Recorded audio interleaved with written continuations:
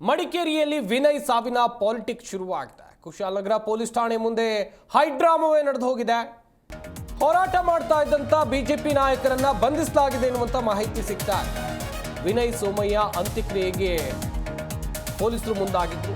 ಇಬ್ಬರು ಶಾಸಕರ ವಿರುದ್ಧ ಎಫ್ಐಆರ್ ದಾಖಲು ಮಾಡಬೇಕು ಅಂತೇಳಿ ಸದ್ಯ ಅಲ್ಲಿನ ಬಿಜೆಪಿ ಕಾರ್ಯಕರ್ತರು ಪಟ್ಟು ಹಿಡಿದಿದ್ದಾರೆ. ಕುಶಾಲನಗರದಲ್ಲಿ ಬಿಗಿ ಬಂದೋಬಸ್ತ್ ಒದಗಿಸಲಾಗಿದೆ. ರಾಜ್ಯ ಬಿಜೆಪಿ ಅಧ್ಯಕ್ಷ ಬಿವೈ ವಿಜೇಂದ್ರ, ಸಂಸದ ಯದುವೀರ್ ಒಡೆಯರ್, ಹಾಗೆಯೇ ಮಾಜಿ ಸಂಸದ ಪ್ರತಾಪ್ ಸಿಂಹ, ಕೆಜಿ ಬೋಪಯ್ಯ ಸೇರಿದಂತೆ ಬಿಜೆಪಿಗರನ್ನ ವಶಕ್ಕೆ ಪಡೆಯಲಾಗಿದೆ. ಬಿಜೆಪಿ ಪ್ರತಿಭಟನಾಕಾರರನ್ನ ಬಂಧಿಸಿದ್ದಾರೆ ಅಂತ ಹೇಳಿದ್ರೆ ವಶಕ್ಕೆ ಪಡೆದಿದ್ದಾರೆ ಪೊಲೀಸರು ಎನ್ನುವಂಥದ್ದು ಗೊತ್ತಾಗ್ತಾ ಇದೆ. ಪ್ರತಿಭಟನಾ ಸ್ಥಳದಲ್ಲಿ 800ಕ್ಕೂ ಅಧಿಕ ಪೊಲೀಸರನ್ನ ನಿಯೋಜನೆ ಮಾಡಲಾಗಿದೆ. ಕುಶಾಲನಗರ ಪೊಲೀಸ್ ಠಾಣೆ ಮುಂದೆ ಪ್ರತಿಭಟನೆಯನ್ನ ನಡೆಸೋಕೆ ಪ್ರತಿಭಟನಾಕಾರರು ಮುಂದಾಗಿದ್ರು. ಈಗ ಅವರೆಲ್ಲರೂ ಕೂಡ ಪೊಲೀಸರ ವಶದಲ್ಲಿದ್ದಾರೆ. ಪೊಲೀಸ್ ಠಾಣೆ ಮುಂದೆ ಪ್ರತಿಭಟನಾಕಾರರನ್ನ ಸ್ಥಳದಿಂದ ಹೊರಗೆ ಕಳುಹಿಸುವಂತ ಕೆಲಸವನ್ನ ಪೊಲೀಸರು ಮಾಡ್ತಾರೆ. ಪ್ರತಾಪ್ ಸಿಂಹ ಸೇರಿದಂತೆ ಬಿಜೆಪಿ ನಾಯಕರನ್ನ ವಶಕ್ಕೆ ಪಡ್ಕೊಂಡಿದ್ದಾರೆ ಪೊಲೀಸರು.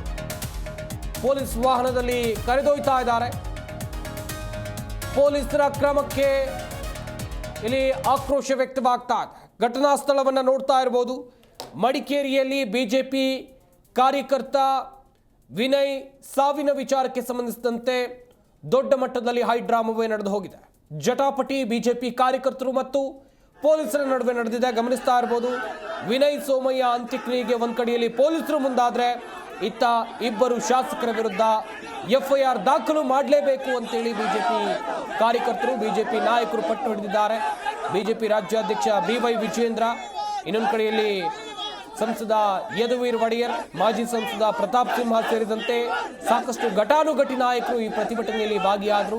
ಇವರನ್ನ ಪೊಲೀಸರು ಈಗ ವಶಕ್ಕೆ ಪಡೆದಿದ್ದಾರೆ ಎನ್ನುವಂಥದ್ದು ಗೊತ್ತಾಗ್ತಾ ಇದೆ. ಆಕ್ರೋಶ ಹೆಚ್ಚಾಗ್ತಾ ಇದೆ ಬಿಜೆಪಿ ಕಾರ್ಯಕರ್ತರಿಂದ. ಒಂದು ಕಡೆಯಲ್ಲಿ ಇಬ್ಬರು ಶಾಸಕರ ಹೆಸರು ಉಲ್ಲೇಖ ಆಗಿದೆ ಡೆತ್ ನೋಟ್ನಲ್ಲಿ. ಯಾಕೆ ಇದುವರೆಗೂ ಎಫ್ಐಆರ್ ನಲ್ಲಿ ಇವರ ಹೆಸರು ದಾಖಲಾಗಿಲ್ಲ ಎನ್ನುವುದಾಗಿ ಪ್ರಶ್ನೆಯನ್ನ ಮಾಡ್ತಾ ಇದ್ದಾರೆ. ಗಮನಿಸ್ತಾ ಇರಬಹುದು. ಪೊಲೀಸರ ಕ್ರಮಕ್ಕೆ ಕಾರ್ಯಕರ್ತರು ಅಡ್ಡಿಪಡಿಸಿದ್ದಾರೆ. ಹೆಚ್ಚಿನ ಸಂಖ್ಯೆಯಲ್ಲಿ ಬಂದಿದ್ದಂಥ ಬಿಜೆಪಿ ಕಾರ್ಯಕರ್ತರನ್ನ ಪೊಲೀಸರು ವಶಕ್ಕೆ ಪಡೆಯುವಂತ ಕೆಲಸವನ್ನ ಇಲ್ಲಿ ಮಾಡಿದ್ದಾರೆ.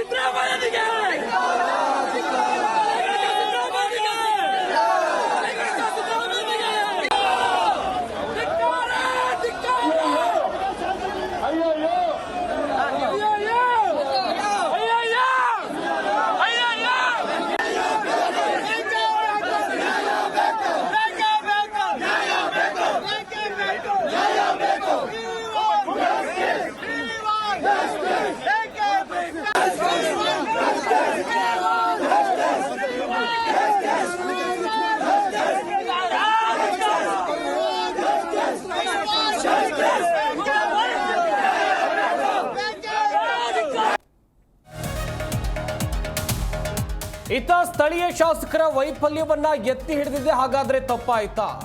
ಇದೇ ಕಾರಣಕ್ಕೆ ಪ್ರಕರಣ ಹಾಕಿಸಿ ಹಿಂಸೆ ನೀಡಲಾಗಿದೆ. ಒಂದಣ್ಣ ಕಾನೂನು ಸಲಹೆಗಾರರು, ಮಂತರ್ ಶಾಸಕ, ಇಬ್ರು ಶಾಸಕರ ದಬ್ಬಾಳಿಕೆಯಿಂದ ಆತ್ಮಹತ್ಯೆ ಆಗಿದೆ. ಕುಶಾಲನಗರದಲ್ಲಿ ಬಿಜೆಪಿ ರಾಜ್ಯಾಧ್ಯಕ್ಷ ಬಿವೈ ವಿಜೇಂದ್ರ ಮಾಡಿರುವಂತಹ ಆರೋಪ ಇದು. ಬೇಲಾದ್ರೂ ಮನೆಗೆ ಪೊಲೀಸರನ್ನ ಕಳುಹಿಸಿದ್ದಾರೆ ಎನ್ನುವುದಾಗಿ ಗಂಭೀರ ಆರೋಪವನ್ನು ಮಾಡಿದ್ದಾರೆ ಬಿಜೆಪಿ ರಾಜ್ಯಾಧ್ಯಕ್ಷರಾಗಿರುವಂತಹ ಬಿವೈ ವಿಜೇಂದ್ರ. ಗಮನಿಸ್ತಾ ಹೋಗೋದಾದ್ರೆ ಇದೇ ಪ್ರಕರಣ ಈಗ ರಾಜಕೀಯ ತಿರುವನ್ನ ಪಡೆದುಕೊಳ್ತಾ ಇದೆ. ಆರೋಪ ಪ್ರತ್ಯಾರೋಪಗಳು ಜೋರಾಗ್ತಾ ಇದೆ. ಬಿವೈ ವಿಜೇಂದ್ರ ಇವತ್ತು ಪ್ರತಿಭಟನೆಯಲ್ಲಿ ಭಾಗಿಯಾದರು. ಪ್ರತಿಭಟನೆಯಲ್ಲಿ ಭಾಗಿಯಾಗೋದು ಮಾತ್ರ ಅಲ್ಲ, ಇಲ್ಲಿ ಕಾಂಗ್ರೆಸ್ನ ಇಬ್ಬರು ಶಾಸಕರ ಮೇಲೆ ಆರೋಪವನ್ನು ಮಾಡ್ತಾ ಇದ್ದಾರೆ. ಪೊನ್ನಣ್ಣ ಹಾಗೆಯೇ ಮಂತರ್ ಶಾಸಕರು, ಇವರ ಪ್ರಭಾವದಿಂದ ಹೀಗಾಗಿದೆ ಎನ್ನುವಂತ ಆರೋಪವನ್ನು ಮಾಡಿದ್ದಾರೆ.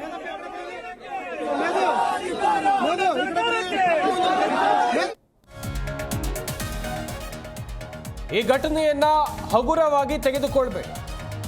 ಕಾಂಗ್ರೆಸ್ ರಾಜ್ಯದಲ್ಲಿ ತುಗ್ಲಕ್ ಸರ್ಕಾರವನ್ನು ನಡೆಸ್ತಾ ಇದೆ.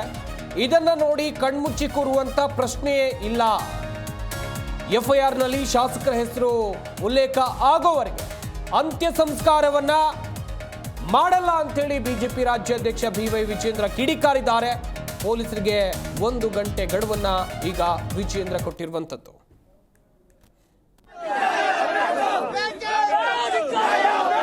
ಪೊನ್ನಣ್ಣನ ಹೇಳಿಕೆ ನಾನು ಗಮನಿಸಿದ್ದೇನೆ. ಸಾವಿನ ಮನೆಯಲ್ಲಿ ಬಿಜೆಪಿ ರಾಜಕಾರಣ ಮಾಡ್ತಾರೆ ಅಂತೇಳಿ ನಾಚಿಕೆ ಆಗಬೇಕಿತ್ತು ಒಬ್ಬ ಶಾಸಕನಿಗೆ. ಮುಖ್ಯಮಂತ್ರಿಗಳ ಕಾನೂನು ಸಚಿವರ ಬಾಯಲ್ಲಿ ಈ ಮಾತುಗಳು ಬರಬಾರ್ದಿತ್ತು. ಪ್ರಾಮಾಣಿಕರಿದ್ದಿದ್ರೆ ನಿನ್ನೆ ಅವನ ಹೆಸರು ಉಲ್ಲೇಖ ಮಾಡಿದಾಗ ತತ್ಕ್ಷಣ ನಾನು ತಯಾರಿದ್ದೇನೆ, ಹಾಕ್ಲಿ ಎಫ್ಐಆರ್ ನನ್ನ ಮೇಲೂ ಹಾಕ್ಲಿ ಅಂತ ಹೇಳಬೇಕಿತ್ತು. ಒಬ್ಬ ಜವಾಬ್ದಾರಿತ ಶಾಸಕ, ಒಬ್ಬ ಮುಖ್ಯಮಂತ್ರಿಗಳ ಕಾನೂನು ಸಲಹೆಗಾರ ಈ ರೀತಿ ನಮ್ಮ ಮೇಲೆ ಆರೋಪ ಮಾಡತಕ್ಕಂತ ಅವಶ್ಯಕತೆ ಇಲ್ಲ. ಇವತ್ತು ನನ್ನ ಕಾರ್ಯಕರ್ತ, ಭಾರತೀಯ ಜನತಾ ಪಾರ್ಟಿ ಕಾರ್ಯಕರ್ತ ಆತ್ಮಹತ್ಯೆ ಮಾಡ್ಕೊಳ್ಳೋದಕ್ಕೆ ಇದೇ ಶಾಸಕರು ಹೊಣೆಗಾರರು, ಇವರೇ ಕಾರಣಕರ್ತರು. ಬಹಳ ಕಾನೂನು ಪಂಡಿತರಿದ್ದಾರೆ, ಕಾನೂನು ನಮಗೂ ಗೊತ್ತಿದೆ, ಕಾನೂನು ಏನು ಅಂತೇಳಿ ನಾವು ಕೂಡ ತೋರಿಸ್ತೇವೆ. ಎಫ್ಐಆರ್ ಅವ್ರ ಹೆಸರು ಬರಲೇಬೇಕು. ಅವರೊಬ್ಬರೆಲ್ಲ ಪಂಡಿತರು ಇಲ್ಲಿ ಜಗತ್ತಿನಲ್ಲಿ ಇರ್ತಕ್ಕಂಥದ್ದು. ನಾನು ನೋಡ್ತೇನೆ ಏನಾಗ್ತದೆ ಅಂತೇಳಿ. ಆದ್ರೆ ನಾನು ನಮ್ಮ ಮಾಧ್ಯಮದ ಸ್ನೇಹಿತರ ಮೂಲಕ ನಮ್ಮ ಕಾರ್ಯಕರ್ತರು ಕೂಡ ವಿನಂತಿ ಮಾಡ್ತೇನೆ, ಮನವಿ ಮಾಡ್ತೇನೆ. ಈ ರೀತಿ ಆತ್ಮಹತ್ಯೆ ಮಾಡ್ಕೊಳ್ತಕ್ಕಂಥದ್ದು ನಾವೆಲ್ಲರೂ ಬದುಕಿದ್ದೇವೆ, ನಮ್ಮೆಲ್ಲ ಪಕ್ಷದ ಮುಖಂಡರಿದ್ದೇವೆ, ಕಾರ್ಯಕರ್ತರಿದ್ದೇವೆ. ಈ ರೀತಿ ಕಾಂಗ್ರೆಸ್ ಕುತಂತ್ರಕ್ಕೆ, ಒತ್ತಡಕ್ಕೆ ಯಾರು ಕೂಡ ಈ ರೀತಿ ಈ ದಾರಿನ ತೆಗೆದುಕೊಳ್ಬಾರ್ದು. ಪೊನ್ನಣ್ಣನ ಹೇಳಿಕೆ ನಾನು ಗಮನಿಸಿದ್ದೇನೆ. ಸಾವಿನ ಮನೆಯಲ್ಲಿ ಬಿಜೆಪಿ ರಾಜಕಾರಣ ಮಾಡ್ತಾರೆ ಅಂತೇಳಿ ನಾಚಿಕೆ ಆಗಬೇಕಿತ್ತು ಒಬ್ಬ ಶಾಸಕನಿಗೆ. ಮುಖ್ಯಮಂತ್ರಿಗಳ ಕಾನೂನು ಸಚಿವರ ಬಾಯಲ್ಲಿ ಈ ಮಾತುಗಳು ಬರಬಾರ್ದಿತ್ತು. ಪ್ರಾಮಾಣಿಕರಿದ್ದಿದ್ರೆ ನಿನ್ನೆ ಅವನ ಹೆಸರು ಉಲ್ಲೇಖ ಮಾಡಿದಾಗ ತತ್ಕ್ಷಣ ನಾನು ತಯಾರಿದ್ದೇನೆ, ಹಾಕ್ಲಿ ಎಫ್ಐಆರ್ ನನ್ನ ಮೇಲೂ ಹಾಕ್ಲಿ ಅಂತ ಹೇಳಬೇಕಿತ್ತು. ಒಬ್ಬ ಜವಾಬ್ದಾರಿತ ಶಾಸಕ, ಒಬ್ಬ ಮುಖ್ಯಮಂತ್ರಿಗಳ ಕಾನೂನು ಸಲಹೆಗಾರ ಈ ರೀತಿ ನಮ್ಮ ಮೇಲೆ ಆರೋಪ ಮಾಡತಕ್ಕಂತ ಅವಶ್ಯಕತೆ ಇಲ್ಲ. ಇವತ್ತು ನನ್ನ ಕಾರ್ಯಕರ್ತ, ಭಾರತೀಯ ಜನತಾ ಪಾರ್ಟಿ ಕಾರ್ಯಕರ್ತ ಆತ್ಮಹತ್ಯೆ ಮಾಡ್ಕೊಳ್ಳೋದಕ್ಕೆ ಇದೇ ಶಾಸಕರು ಹೊಣೆಗಾರರು, ಇವರೇ ಕಾರಣಕರ್ತರು. ಬಹಳ ಕಾನೂನು ಪಂಡಿತರಿದ್ದಾರೆ, ಕಾನೂನು ನಮಗೂ ಗೊತ್ತಿದೆ, ಕಾನೂನು ಏನು ಅಂತೇಳಿ ನಾವು ಕೂಡ ತೋರಿಸ್ತೇವೆ. ಎಫ್ಐಆರ್ ಅವ್ರ ಹೆಸರು ಬರಲೇಬೇಕು. ಅವರೊಬ್ಬರೆಲ್ಲ ಪಂಡಿತರು ಇಲ್ಲಿ ಜಗತ್ತಿನಲ್ಲಿ ಇರ್ತಕ್ಕಂಥದ್ದು. ನಾನು ನೋಡ್ತೇನೆ ಏನಾಗ್ತದೆ ಅಂತೇಳಿ. ಆದ್ರೆ ನಾನು ನಮ್ಮ ಮಾಧ್ಯಮದ ಸ್ನೇಹಿತರ ಮೂಲಕ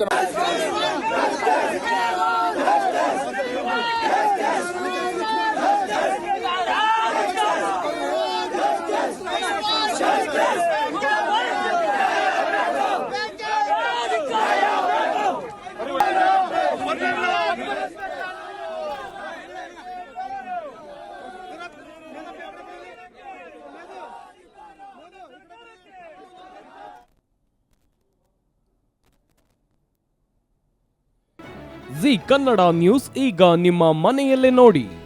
ಎಲ್ಲ ಕೇಬಲ್ಗಳಲ್ಲಿ ಈಗ ಲಭ್ಯ.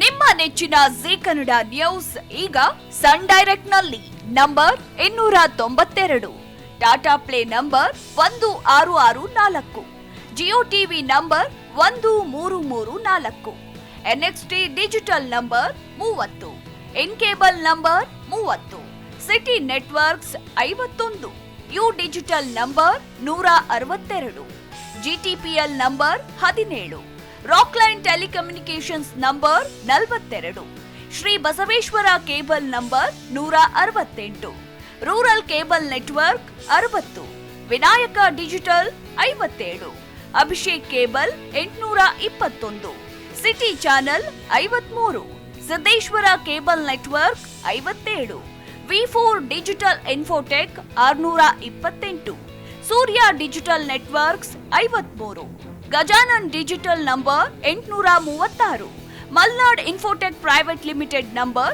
56, Metrocast number 830, victory digital number 167ರಲ್ಲಿ ನೋಡಿ ಆನಂದಿಸಿ.